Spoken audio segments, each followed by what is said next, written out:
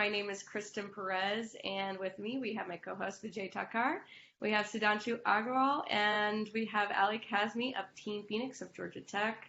Welcome, team. Thank you for joining us. I know that you might be, a little behind on sleep as of today. For those who are joining us for the first time, the reason being is that Team Phoenix is currently going through the first stretch of the 2020 supercomputing competition or supercomputing student cluster competition, apologies, which is more or less a nonstop 72-hour hackathon, but is a more robust hackathon than the average. And that is because not only from a prep time, but also it requires a class. So team, we're going to dive into it. I know you're busy and you need to get back to competition. Can you just kind of tell me how it is? How's this more or less you're in the first 24-hour stretch?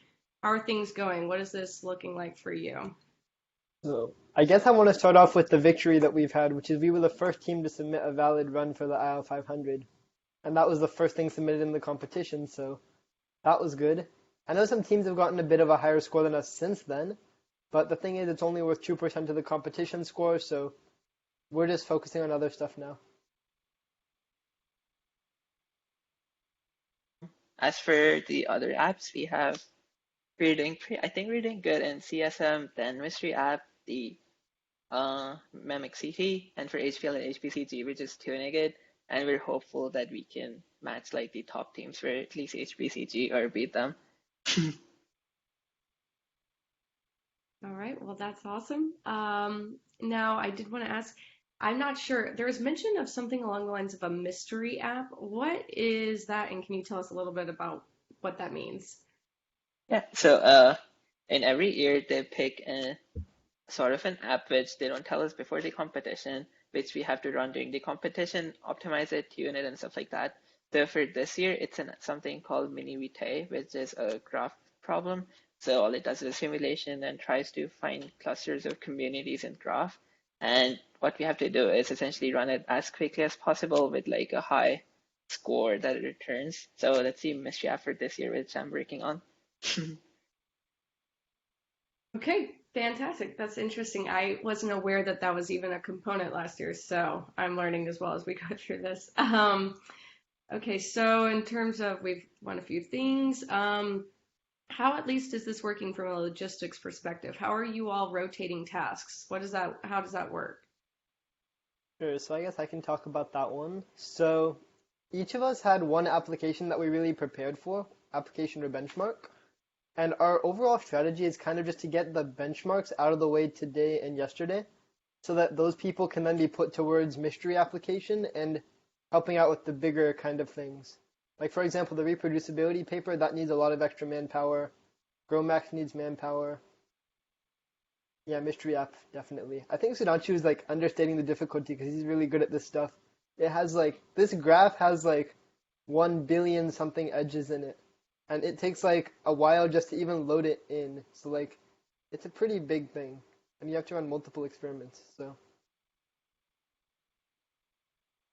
So I have a question for the team over here. When you started the competition, we were all pretty optimistic and like pumped to go into it.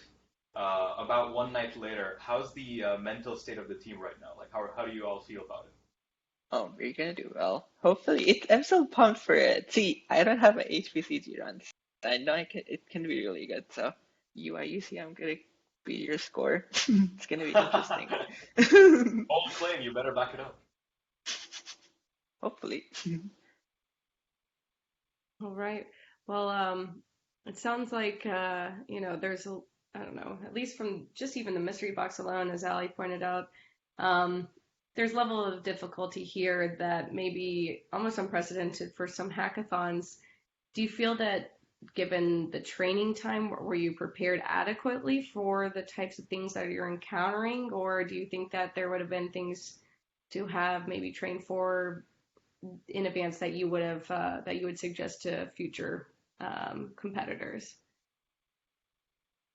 I think it's like sorry, you can go ahead. Okay, sure, I'll go and then you can go. But yeah, I think the key thing that our team didn't do, which was really bad, was we didn't even touch the first training period budget, which I realize now would have been helpful for like just ironing out the bugs more than anything. So That was probably our biggest mistake. Sudhanshu, Yeah, did you want to follow up? Sorry. yep, that's like the only one, and the other one could be picking a diverse set of nodes instead of just like focusing on the stuff that we did. So we only picked two kind of SKUs, and we probably should have picked a more diverse set, but it's not a big deal, hopefully. Well, I think those sound as, smaller details than are really worth, fretting over now. It sounds like you're moving on forward brilliantly regardless. By the way, Ali, I like the sweatshirt today. I want to point it out. Also, Vijay rocking the Georgia Tech wear. Thanks for being branded. That's wonderful. Just a really quick follow-up before I let you all go. I know you need to get back. Do you think that this being a virtual challenge, I'm not sure if y'all have participated, Vijay, I think you did before. Have you, this being a virtual challenge, do you think that it is more difficult or less difficult than it being in the actual physical context?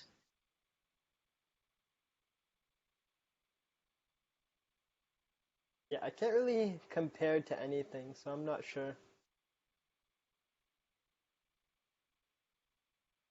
Yeah. Um, Sorry, Sudhanshu, go ahead. I would just say like the only difference would be maybe the fact that we have a certain set of hardware and we just know that we can only use that. So that's kind of nice instead of having like a big choice and take more interactions, like better like debugging stuff and all that things. That's pretty much it. Okay, it actually sounds like maybe a bonus instead. I'm kind of surprised, but hey, take it. Jay, did you want to add anything on to that? Yeah, I think from a technical perspective, a virtual competition is way more difficult because you have the choice of picking any cloud instance you want and customize it for every application. Whereas for an in-person competition, you kind of just have, your hardware for all applications ahead of time. Whereas for cloud, you need to like reason about it, benchmark across many, many different versions. So the flexibility also makes the competition more difficult. And also the fact that a large part of the competition is being in the same place together and being able to help each other, which is much harder to do when 4 of the people are working virtually. So I think these folks have a much harder task than we used to in the past few years. Well, hey, we'll have a big celebration for y'all at the end of this. Maybe first we'll let you get some sleep before that actually takes place. But thank you all for coming today. We'll keep it short and sweet and let you get back to competing. And I just want to thank you again for joining us today. We'll talk tomorrow, okay? Thanks, Awesome, Kristen. thanks. Take care.